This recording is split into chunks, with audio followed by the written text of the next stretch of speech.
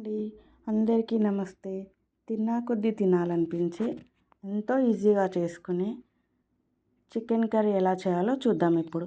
ముందుగా చికెన్ని తీసుకొని మంచిగా కడిగి నీళ్ళు లేకుండా పక్కన పెట్టేసుకోవాలి. ఒక హాఫ్ కేజీ అట్లా చేస్తున్నాను. హాఫ్ కేజీకి చూద్దాం ఇప్పుడు.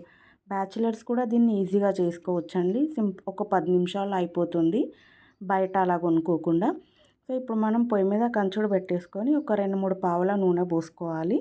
నూనె పోసినాక దాంట్లో కొంచెం సాజీర వేయాలి. సాజీర అండ్ ఒక బిర్యానీ ఆకు వేసాక ఒక 2 ఉల్లిగడ్డలు కోసి అందులో వేసుకోవాలి. దాంట్లోనే ఒక 5-6 పచ్చిమిరపకాయలు వేసి కలపాలి కొంచెం ఫ్రై అయ్యేంత వరకు.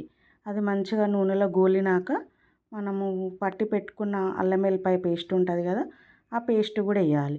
ఆ పేస్ట్ వేసాక మంచిగా కలపాలి కొంచెం పచ్చివాసన పోయేంత వరకు. ఉల్లిగడ్డలు మళ్ళీ మనం వేసిన అల్లం పేస్ట్ ఇది పచ్చివాసన అంతా పోవాలి. ఇట్లా కొంచెం మంచిగా నూనెలో ఫ్రై చేసినాక ఇప్పుడు మనం కడిగి పెట్టుకున్న ఒక 2 నిమిషాలు దాన్ని అట్లా ఉంచాలి. అది మంచిగా ఫ్రై అవుతుంది కదా, ఇట్లా నూనె పైకి తేలుతుంది కదా. ఒక స్పూను వరకు పసుపు వేయాలి. పసుపు వేసాక కొంచెం కలిపేసి దాంట్లోనే మనం కడిగి పెట్టుకున్న చికెన్ వేయాలి. చికెన్ వేసేసి దీన్ని మంచిగా కలపాలి. ఇట్లా మొత్తం చికెన్ వేసేసేయాలి. చికెన్ వేసి అంతా కలపాలి. చూసారా, ఇట్లా కలుపుకోవాలి. కొంచెం తక్కువలో పెట్టుకొని కొంచెం మీడియం హై పెట్టుకొని దాన్ని మంచిగా కలిపాక పక్కన పెట్టేసుకోవాలి. చూస్తున్నారు కదా, ఇట్లా కలపాలి. ఇట్లా కలిపేసేసి మూత పెట్టేసేయాలి. మూత పెట్టడం వల్ల ఏంటి అంటే చూస్తున్నారు కదా, మనకి ఆవిరికి ఉడికిపోతుంది, మంచిగా జిప్పన్ అవుతుంది అన్నట్టు. సో ఇట్లా మళ్ళీ మనం మూత తీసేసి మంచిగా కలిపి ఇట్లా కలపాలి.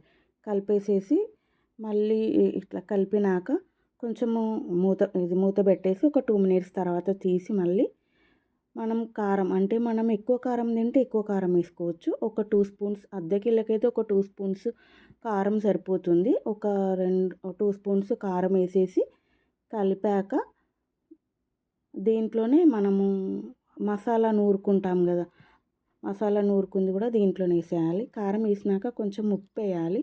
ఒక 2 స్పూన్లు ఉప్పు అయితే సరిపోతుంది. ఇట్లా నూనె అంతా పైకి తేలుతుంది కదా, మంచిగా అవుతుంది. కొంచెం సూప్ లాగా చేసుకుంటే బాగుంటుంది.